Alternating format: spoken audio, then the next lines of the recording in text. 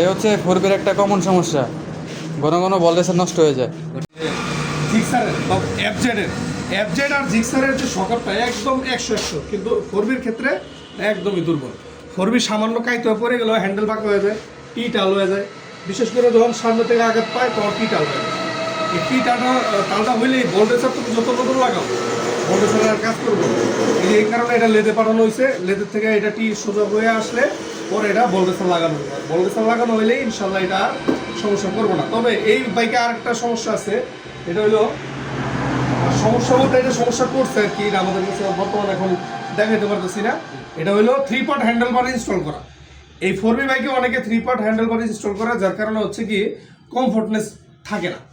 Stylish লাগে কিন্তু comfortness থাকে না। এই কমফোর্টনেস থাকে না কারণে এরা বাইকটা অ্যাক্সিডেন্ট করে।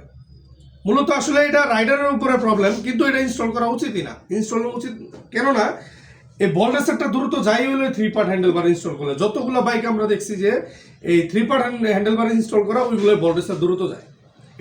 এটার ক্ষেত্রে হোক আর হলো জিক্সার মোনোটনের ক্ষেত্রে হোক সেম। মোনোটনে তো 5 হ্যান্ডেল বার, মোনোটনের কোনো 3 পার্ট হ্যান্ডেল বার নেই, ফোরবিতে কোনো 3 পার্ট হ্যান্ডেল বার নেই। যদি কোম্পানি এটা চাইতোই, এটা যদি ওই রকমভাবেই মেনটেন করা যেত, তাহলে কিন্তু ফোরবি বা মোনোটনের কোম্পানি দিয়ে দিত।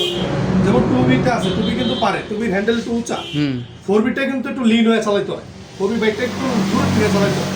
আর ওই যেটা 2B কিন্তু একটু কাছে থেকে হাতটা এবং ব্যান্ড করে চালানো যায়, ঠিক না? ওটা একটু উঁচার কারণে ওটা হাতের যে প্রেশার বা শরীরের যে প্রেশার ওটা কিন্তু লাগে না। 4B-টা নিচে হওয়ার কারণে কিন্তু লাগে। তো এটা থেকে ওই ইনস্টল না করাই ভালো, যেটা কোম্পানিতে দিচ্ছে এটাই দেওয়া ভালো। Stock is best. হ্যাঁ।